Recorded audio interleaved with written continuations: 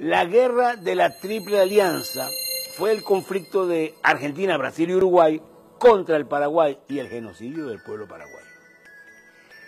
La primera causa de esa guerra fue el aislamiento y la soberanía económica del Paraguay, que venía desde las misiones jesuitas y continuó con la independencia bajo sus primeros tres gobiernos, el de Gaspar Rodríguez de Francia, el de Carlos Antonio López y el de su hijo, Francisco Solano López, a quien le tocó combatir y perder la guerra. En su aislamiento, Paraguay había logrado un desarrollo único para la época y la región. Era un país sin desempleados, sin deuda externa, la educación era gratuita y obligatoria, poseía industrias textiles, siderúrgicas, del papel, tinta, loza, pólvora. Paraguay tuvo la primera fundición de acero en América Latina, la primera línea ferroviaria, uno de los primeros telégrafos. Fabricaba rieles, calderas de vapor, barcos de acero, armas. Solano López había abierto un poco las fronteras que sus antepasados tenían cerradas a cal y canto, y Paraguay ofrecía a sus vecinos los objetos que normalmente se importaban de Inglaterra. La autonomía económica y la soberanía política de Paraguay era considerada algo nefasto por los británicos, que se sintieron amenazados por esa competencia. Londres comenzó a sembrar cizaña en la aristocracia portuguesa que gobernaba Brasil y entre los oligarcas importadores y exportadores de la Argentina, que veían como un mal ejemplo subversivo las políticas sociales de Solano López, únicas en el continente. Justo antes de la guerra, como preparación para la misma, Londres ofrece grandes empréstitos, 10 millones de libras esterlinas a Brasil y 3,5 a la Argentina. Además, mientras Argentina y Uruguay exportaban carne y lana, Paraguay producía algodón, ya que sus tierras eran ideales para el cultivo. E Inglaterra necesitaba ese algodón, porque desde hacía algunos años los Estados Unidos, su principal proveedor, estaba inmerso en la guerra de secesión y ya casi no exportaba. Destruir la naciente industria paraguaya e imponer el monocultivo del algodón se volvió una prioridad estratégica para Londres. El conflicto estalló cuando Brasil, entonces imperio bajo la monarquía portuguesa, decide derrocar al gobierno legítimo del Uruguay e invade su territorio. La invasión había sido preparada en Buenos Aires en secreto y tenía el visto bueno del presidente Bartolomé Mitre. Uruguay pide ayuda militar a Solano López, quien decide defender al país invadido, su único aliado en la región, y en noviembre del 64 le declara la guerra al Brasil y lo invade por el Mato Grosso. Luego, para auxiliar a Uruguay, pide autorización a Buenos Aires para pasar sus tropas por aguas y tierras argentinas, país que se decía neutral, pero su solicitud es rechazada por Mitre. Todo resulta inútil. El gobierno de Uruguay, sin ayuda externa, invadido por Brasil y bloqueado por la escuadra imperial, es derrocado. Paraguay se ve entonces acorralado y para sobrevivir debe pasar a la ofensiva y asegurar su salida al Atlántico. En abril del 65, tropas paraguayas ocupan la ciudad argentina de Corrientes, forzando a Buenos Aires a entrar en la guerra.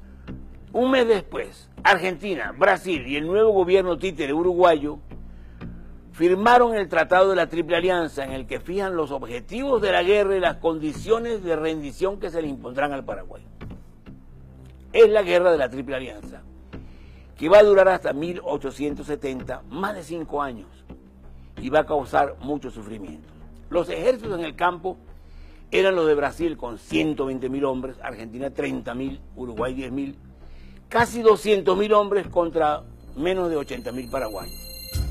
La mayor parte de la guerra fue para los paraguayos de resistencia a la invasión, que comenzó el 16 de abril del 66, cuando un ejército aliado de unos 50.000 hombres cruzó el Paraná y entró al territorio paraguayo. El 18 de abril, las fuerzas aliadas tomaron la fortaleza de Itapirú, que fue reducida a escombros por los cañonazos de la flota brasilera. Debido a la gran cantidad de bajas, a lo largo de la guerra, los combatientes paraguayos fueron cada vez más jóvenes. Al final, eran niños, adolescentes, ancianos y mujeres. El 5 de enero de 1869, las fuerzas brasileras y uruguayas entran en la indefensa capital, Asunción, que fue saqueada, incendiada y sometida a violación colectiva, no salvándose ni a las iglesias ni los hospitales. El general Emilio Mitre, hermano del presidente argentino, se negó a ingresar en la ciudad para, según sus palabras, no autorizar con la presencia de la bandera argentina en la ciudad de Asunción los escándalos inauditos y vergonzosos que han tenido lugar.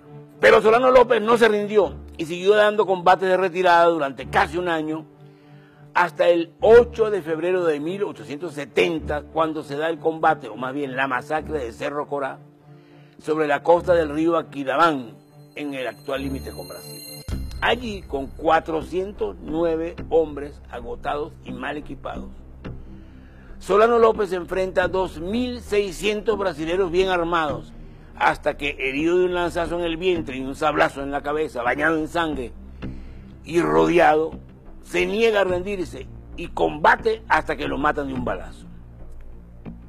La guerra de la Triple Alianza fue una hecatombe. Además de los combates, el hambre y las epidemias contribuyeron a la mortandad, sobre todo para Paraguay, que va a perder no solo 300.000 kilómetros, sino casi la totalidad de su población. Hoy se discute mucho sobre las bajas paraguayas, que la Enciclopedia Británica de 1911 estimaba en más de 1 millón de personas. Los prisioneros paraguayos, en su mayoría niños y adolescentes, fueron todos vendidos como esclavos a los hacendados del Brasil. Inglaterra y las oligarquías regionales lograron su cometido. Paraguay nunca se recuperó y su ejemplo se perdió en el atraso.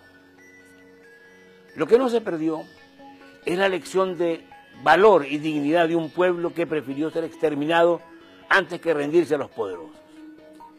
La guerra de la Triple Alianza nos muestra las desgracias que producen los gobernantes lacayos que se unen a los imperios para combatir a sus vecinos y hermanos. ¿Cuándo Paraguay volverá a ser un ejemplo para América? He ahí un muy actual y candente misterio.